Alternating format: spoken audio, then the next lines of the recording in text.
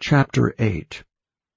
In those days the multitude being very great, and having nothing to eat, Jesus called his disciples unto him, and saith unto them, I have compassion on the multitude, because they have now been with me 3 days, and have nothing to eat. And if I send them away fasting to their own houses, they will faint by the way, for divers of them came from far. And his disciples answered him, From whence can a man satisfy these men with bread here in the wilderness?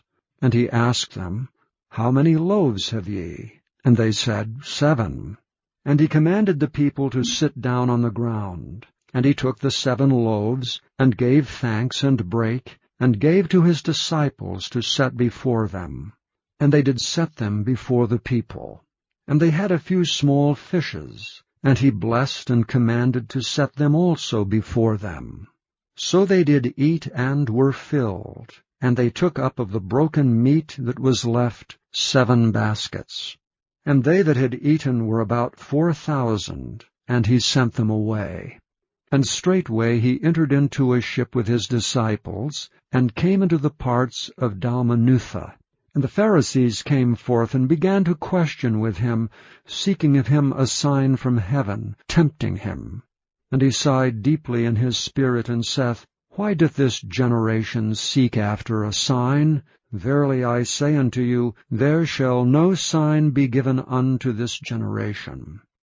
And he left them, and entering into the ship again departed to the other side.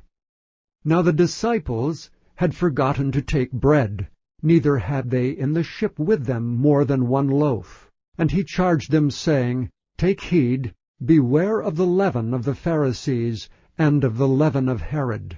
And they reasoned among themselves, saying, It is because we have no bread. And when Jesus knew it, he saith unto them, Why reason ye, because ye have no bread? Perceive ye not yet, neither understand? Have ye your heart yet hardened? Having eyes, see ye not? And having ears, hear ye not? And do ye not remember?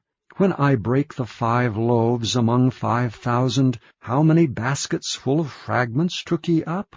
They say unto him, 12. And when the 7 among 4,000, how many baskets full of fragments took ye up? And they said, 7. And he said unto them, How is it that ye do not understand? And he cometh to Bethsaida, and they bring a blind man unto him, and besought him to touch him. And he took the blind man by the hand, and led him out of the town. And when he had spit on his eyes, and put his hands upon him, he asked him if he saw aught. And he looked up and said, I see men as trees walking. After that he put his hands again upon his eyes, and made him look up. And he was restored, and saw every man clearly. And he sent him away to his house, saying, Neither go into the town, nor tell it to any in the town.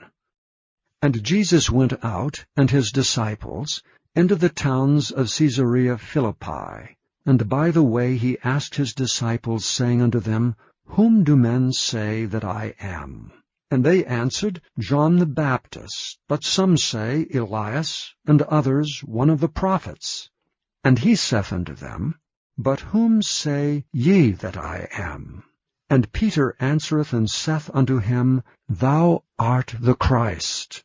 And he charged them that they should tell no man of him.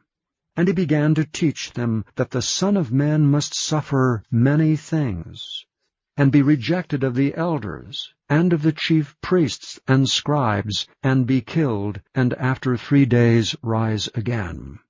And he spake that saying openly, and Peter took him and began to rebuke him. But when he had turned about, and looked on his disciples, he rebuked Peter, saying, Get thee behind me, Satan, for thou savorest not the things that be of God, but the things that be of men. And when he had called the people unto him with his disciples also, he said unto them, Whosoever will come after me, let him deny himself, and take up his cross, and follow me. For whosoever will save his life shall lose it, But whosoever shall lose his life for my sake and the gospel's, the same shall save it. For what shall it profit a man, if he shall gain the whole world, and lose his own soul? Or what shall a man give in exchange for his soul?